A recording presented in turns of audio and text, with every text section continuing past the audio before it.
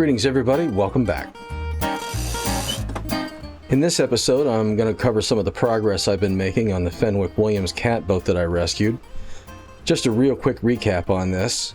This is a 1955 Fenwick Williams designed catboat built by the Alden office. While it's had several name changes since its keel was laid, its latest iteration was called Patchy Fog. And unfortunately it's been sitting for quite a while at Beacon Marine in Gloucester, Massachusetts. And it finally came to the point where they needed to find a new home for it or it was going to be taken to a chainsaw. So obviously I went up and got it. Now I'll leave a link to a video in the description below that'll give a little bit more of a background on this boat, as well as going up to getting it and bringing it home and a survey of it afterwards to show you what was good and what was not so good about it. Now I learned that it had been there for so long it actually earned the nickname the Beacon Marine Artifact. I think a lot of people were really going to miss it, including a bunch of artists from a little artist community and gallery in a building nearby. They often came down to draw and paint that little boat, and as the folks at the marina were getting ready to load it onto the trailer, this fellow was making one last drawing of it before it was heading out. I got this fellow's contact information while I was there, but unfortunately I lost it.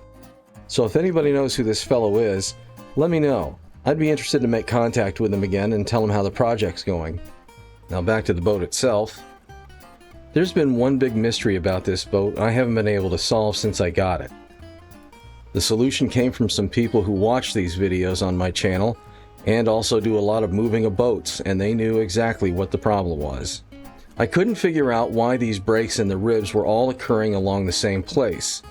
When I came by the boat, these planks along the waterline had already been removed, and the ribs were all broken in the same place right along this latitudinal line, almost following the waterline. Now what could cause that? Now at first I thought maybe the boat had been dropped, but it turns out it's the opposite. Two different boat movers left some comments in the previous video when I did the survey on this boat and said, nope, it was lifted improperly. And I'm absolutely certain that's exactly what happened to it. After some dialogue with these folks, they explained what would cause this. The consensus basically is that when this boat was lifted and placed on this cradle, the straps used to lift it were focused on a central point over the center of the boat from above. And that's what caused the problem. The lifting forces as well as the weight of the boat are all focused on that one area right by the waterline.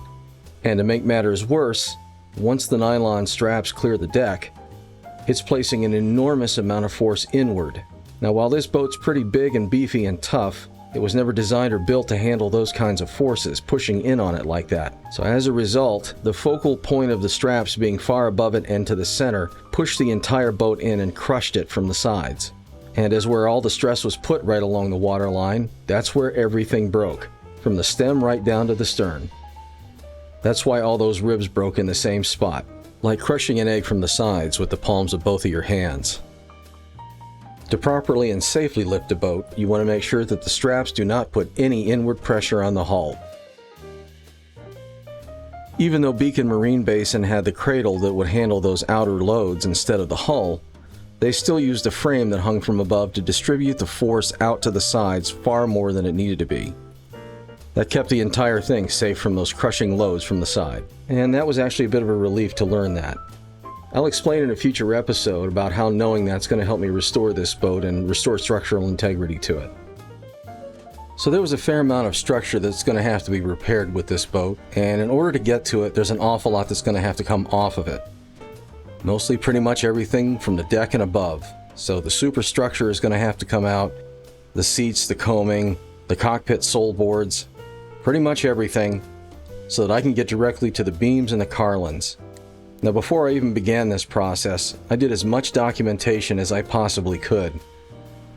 Despite the fact you think you might remember where all of this stuff goes, I certainly find that there's an awful lot of things that get lost over time and memory, and it's really good to have these to go back to say, where did that cleat go? And additionally, regardless if it's restorable or not, the Atomic 4 engine that's in here has to come out. And that's much more easily going to be accomplished once the cockpit sole boards are out. Now, among the first things I wanted to do was to get some of the hardware and some of the details off the boat.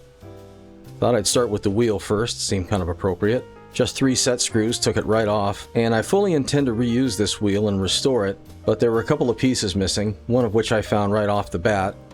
The other one I couldn't find, but woke up the next morning absolutely certain that that piece had to be there somewhere. And after searching around with the borescope underneath the engine, there it was. So I have all the parts of that wheel and I'm going to completely restore it. And then it was time to start getting on things like deck hardware. Now I learned right off the bat with this first piece I tried to take off, this line chock, that these bronze screws were not going to come out easily. They weren't really corroded, but a lot of them had paint on them and various other bits of grime in there. And even after cleaning it out, using the bit and brace, trying to carve a new slot into them, and regrettably the only way I could find to get this stuff out of there was to use an oscillating saw. Being as careful with the wood and the bronze components as I possibly could. But those screws were not coming out, and I got the feeling that's going to be the case with a lot of them. Now another thing that was going to take a lot of time to get out were basically all of the components to control the engine, which included a lot of bronze, an awful lot of cables, all of the wires of which I tried to label so I knew what everything was, including the gauges and how they were mounted, every detail I could think of to document.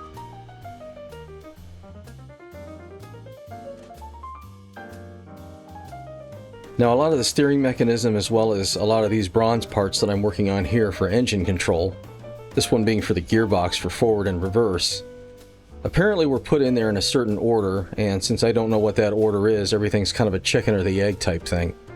You have to take one part out to get another part out, but you can't take that part out until you take another part out. Another thing I take the time to do, because I intend to use these materials and structures again, just to clean them up as much as I possibly can, and reuse them where I can, is to measure everything up and take pictures of it, along with make voice notes on the video. I'll even use my phone to take pictures of the measurements, so I have another way of looking back and figuring out where things went, how things aligned, what their measurements were. And even when you think you found everything holding something together, turns out there could be a screw or two that's been painted over that you didn't see. Moving on to some other things, I wanted to get the cap rail off of the coaming. That was being held in place by quite a few screws with some bungs on them that were really well hidden. It took quite a lot to get all of those bungs out of there. I was also very pleasantly surprised to see that the screws that were holding that cap rail down were stainless steel. Most of them in pretty good shape, and I can use those again. Never failed though. Every time I thought I'd gotten them all, it just wouldn't budge, and turns out there was always one more that I had missed. Another thing I do with my videos is make notes about the materials and conditions of things.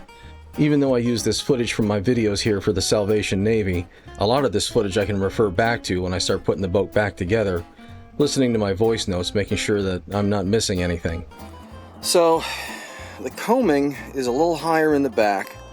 As it begins to curve around, there's a little bit of a dip in it. You can see it sort of over here. But right about there, I'd say, is the low spot. And then it begins to curve back up higher again. So once I get these boards off of here, once I get the cap rails off, I'm going to measure that up. Just to make a note of that. And once I got the cap rails off, it was time to start working on the decking. And everything would go quicker if some things just cooperated.